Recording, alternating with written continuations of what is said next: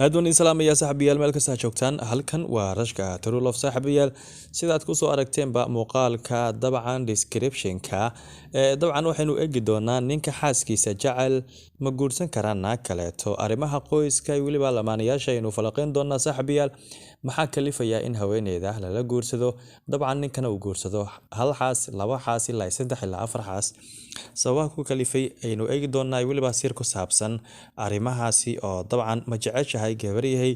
in uu ninkaaga uusan kula guursan xogtaas aynu falaqeyn doonaa saaxiibayaal waxaan idin leeyahay ku soo dhawaada muuqaalkan oo kooban waxaan idin ka codsanayaa saaxiibayaal in channelkeena Rashka True Love soo subscribe gareysaan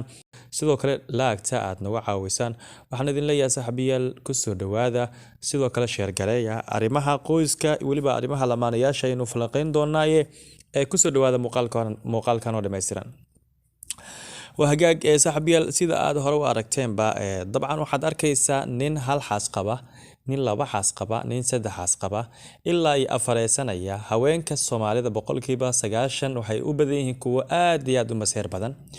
هوين كقار بدي وحي رهدان نين كهدو ناكل أوكورسان أيو أنيجا وينو تلاقة دي سيا مجوجي يوجريسا haweenka qaar ayaa sidaasi leh laakiin sir ayaan ku hayaa dabcan haweeneydan loona baahan yahay in haweenka markaasi dabcan iska ilaaliyaan waxaana sidoo kale muhiim ah haweenka qaar waxay jecel yihiin ragga xaasaska qaba qudooda waxyaabaha ku kalifay ayaynu eegi doonaa bal ugu horeyn saaxiibada dabcan waxaan idin leeyahay bal ugu horeyntii su'aasha ninka xaaskiisa jacayl ma guursan karana kaleeto su'aashan ayaa raba saaxiibada qudhiina ina ila falaqeysaan oo aad ila lafa gurtaan dabcan aniga qudheeda xog ayaan idinka siinayaa dabcan idinkan waxaa loo baahan yahay in dabcan hadaba qof waxaad tihiin dabcan qof wax yarada soo marka qudheena inaad markaasi dabcan commentiga ahaad noo soo qortaan ayaa loo baahan yahay sababaha ku kalifaya ninka xaaskiisa jecel in uu guursan karayo naag kaleeto aniga qudheeda waxaan leeyahay waa maya sababta ay tahay qalbiga qofka bani aadamka waxa uu leeyahay qalbiga waa hal ruux samaha ninka xaaskiisa jecel wax markasto wuxuu ilaaliyaa oo xaq doora xaaskiisa dabcan xataa haddii wax kale noqoto ama duqooda xataa ma doonayo inuu naag kaleeto u guursado sababtay tahay maanta haddii lagu yiraahdo warheede maanta bariis baad cunaysaa ama bariis baad ku qadeynaysaa dabcan waa ku qadeyn karaysaa haddii nafsidaada ku xiran tahay oo waa dhimanaysa haddii lagu yiraahdo wayna habboon tahay waa iska caadi weeyaan sidoo kale haddii lagu yiraahdo qalbiga qofka aad jeceshahay ayaa kaa tagaya waad murugoonaysaa marka dabcan qof kaleetana waa in dabcan de qof kale inaad la guursato maaha aniga ahaanteeda waa maya ninka xaaskiisa jecel ma guursan karayo naag kaleeto waxaana loo baahan yahay kaliya inuu jecelkiisa ilaashado oo xaq doorto oo yiraahdo macan badan nolosheedii qalbigeygii arrimahaas oo kale waa inuu yiraahdaa mooyaane inuu guursado qalad ay ku tahay aniga marka waxaa is leeyahay su'aasha waa maya weeyaan saaxiibada qudheena jawaab ayaa markaasi na soo siin kareysaan sidoo kale waxaad arkaysaa haween aad iyo aad u fara badan oo ka hinaasaya xaajigooda laakiin sirta aan idin siinayo waxay tahay raggu waxay jecel yihiin haweenka markastoo iska qalbi furan sidoo kale waxay jecel yihiin haweenka markaasi u naxariista ragga haddaad u baahan tahay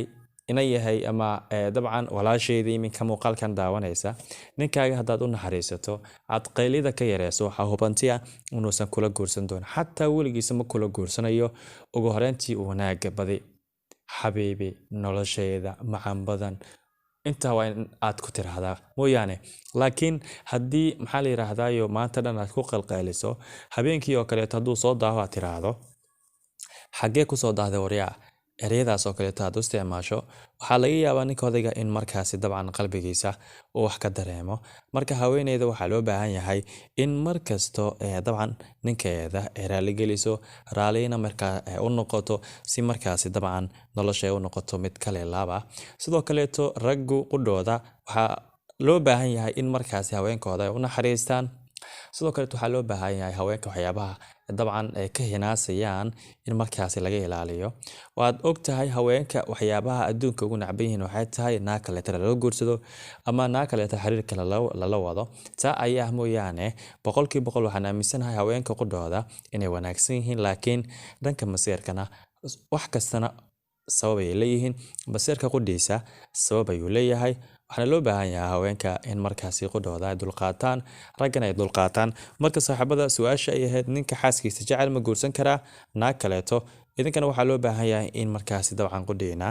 aad ka hadashaan. Waxaan idin leeyahay saaxiibada, Rashka True Love wuxuu u taagan yahay markasta horumarka lamaanayaasha, sidoo kale wuxuu u taagan yahay inuu idin soo gudbiyo waxyaabo markaasi aad tabanaysa, wax kastoo nolosha ku saabsan, jacaylka hadduu yahay weliba waxyaabaha kaleeto arrimaha qoyska familiga. Waxaan idinka codsanayaa saaxiibada in YouTube-keena Rashka True Love aad subscribe gareysaan, waxaana idinka codsanayaa inaad muuqaalkan sii share gareysaan. haweeneydana waxaa loo baahan yahay markaas inaad dulqaad badnaato, sidoo kale ninka odaygana waa inuu dulqaad badan yahay, sidoo kaletana haweeneyda waa in dabcan loo ogolaada wax kastay jecel yihiin. Haddii ku tiraahdo waxaa samey waa inaad sameysaa, sababtay tahay haweenku waa in loo naxariistaa qudhooda, raggana waa in markaasi loo naxariistaa. Saaxiibada, muuqaalkan intan ayaa ku hakinayaan kusoo gabagabeynaya. Waxaan idin leeyahay nooli kulantii muuqaalkiisa xiga.